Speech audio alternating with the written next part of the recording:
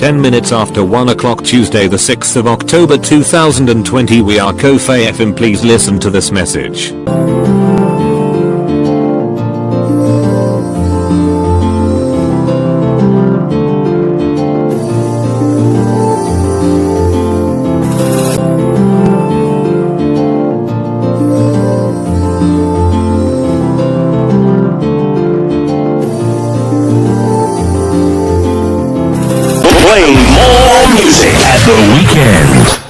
You're listening to only the best internet radio station, Kofe FM. Shalom and welcome to City of Faith Apostolic International Ministries with Apostle Miracle Prince, the president and producer of the Voice Daily Devotional Broadcast. Time for the Word.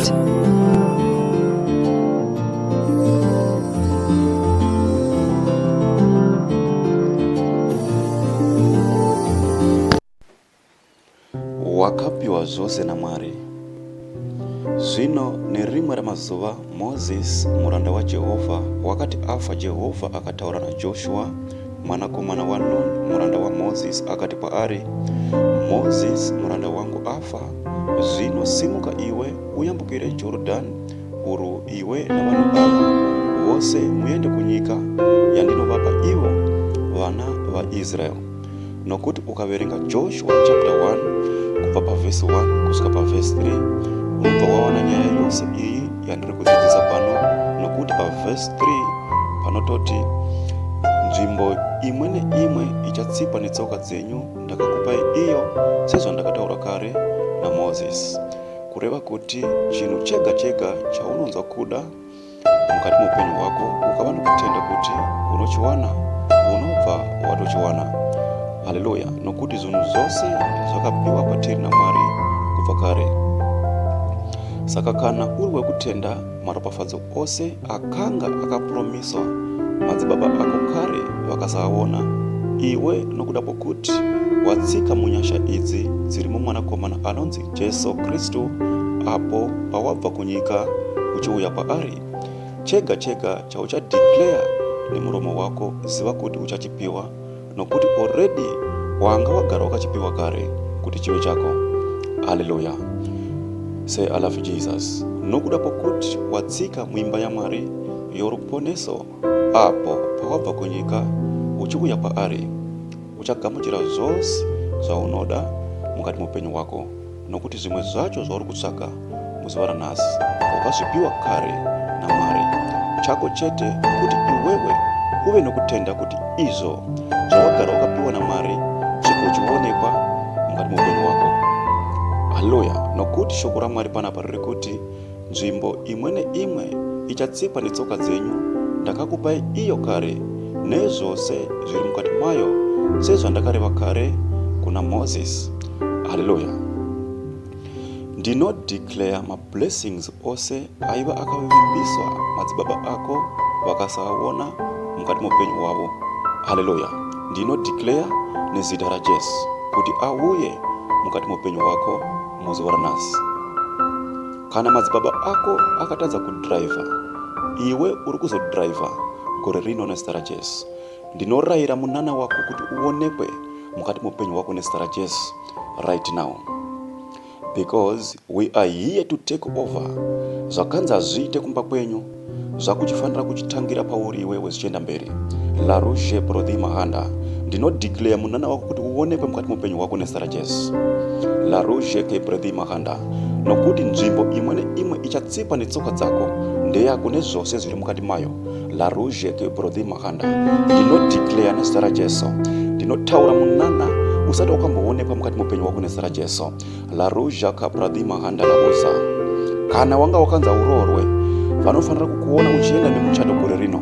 Laruje ka prodhi mahanda labusa. Ndinodeclare nezita raJesu, because we are here to take over. Zvakanzi zviitike zvinofanira kuitika zvichitangira pauri papo nezita raJesu. Ngazvitange kuitika mukati muupenyu hwako zvichienda mberi. Laruje ka prodhi mahanda labusa. Laruje keteli mahanda nezita raJesu. Rangarai baba vana venyu baba nezita raJesu. Laruje ka prodhi mahanda labusa. Kana zvakanzi ufanire kuroora, haleluya, kuti ukogara nemukadzi mukati mupenyu wako. Vhura muromo wako uudze Satani kuti zvakaitika kare, but kubva zvino ndavawo nyasha chakanza chifanira kuitika mukati mupenyu wangu chiri kuzoitika nezita raJesu. Mukadzi ndichava naye mukati mupenyu wangu. Vhura muromo wako utanga kuudza Satani kuti you are a liar. La ruja pradi mahanda laboza halirebo zotoli mahanda. Ama mudikani chakanza chiitike mukati mupenyu wako chiri kuzoitika nezita raJesu. Kana ukanza udrive gore rino uri kuzodriva, kana ukanza urorwe gore rino uri kuzororwa. La ruja karimahanda laboza.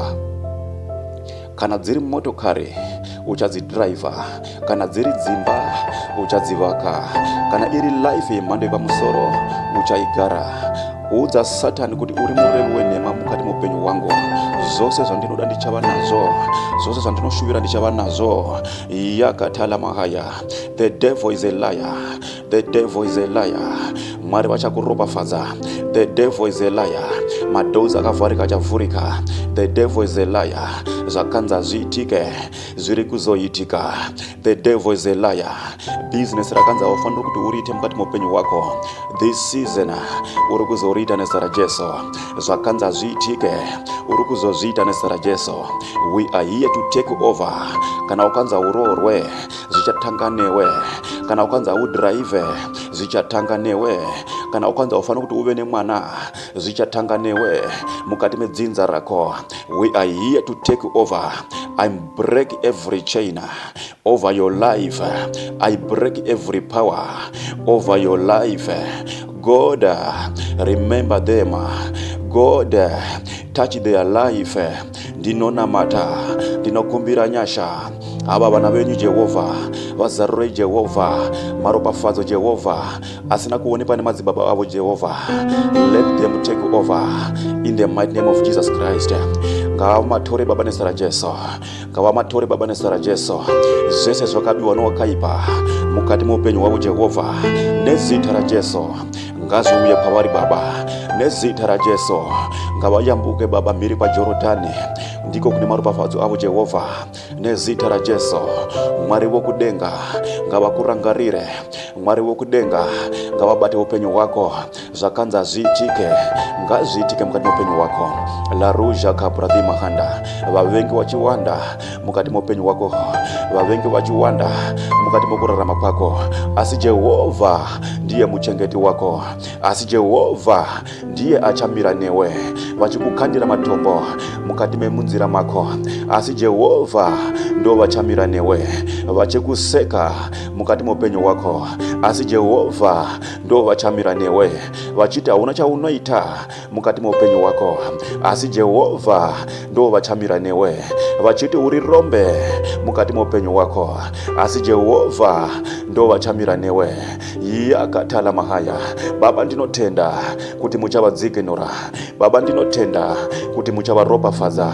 Baba ndinotenda kuti muchavayambusa vakanda mhiri kwaJorodhani. Baba ndinotenda kuti muchavaropafadza zvakakundikana namadzibaba avo Jehova. Baba muchavaropafadza zvakakundikana baba namadzibaba avo Jehova. Imi Jehova muchavaropafadza nezita raJesu. Vazarure madoza baba nezita raJesu.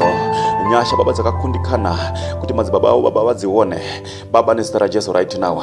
Nyasha idzodzo baba ngadziwe mukati mupenyu wavo Mwari. Zvakanza zviitike zvichaitika pauri. Zvakanza zvigoneke zvichagoneka pauri.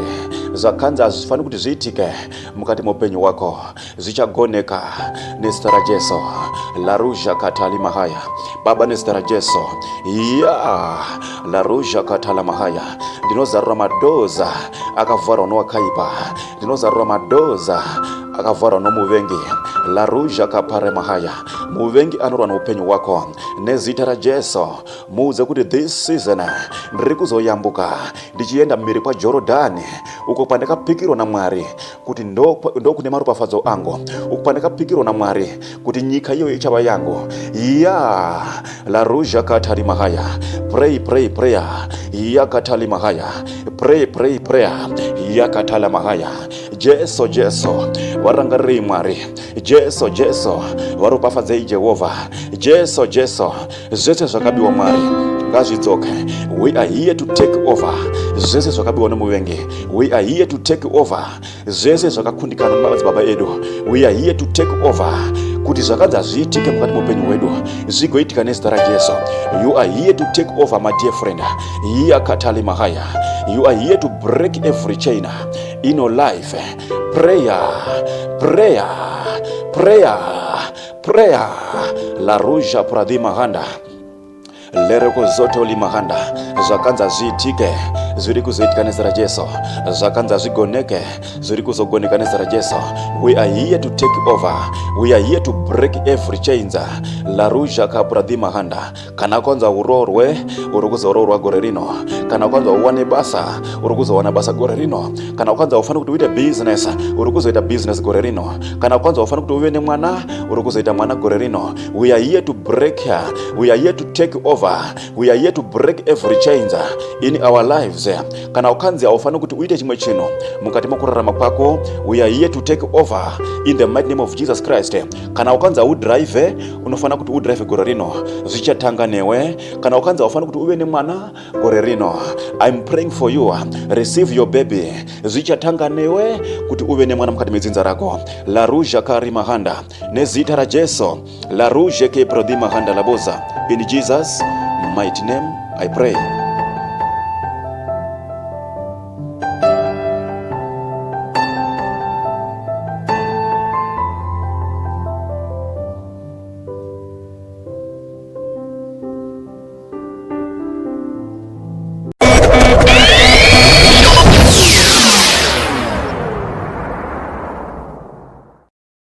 Ko-Fi FM.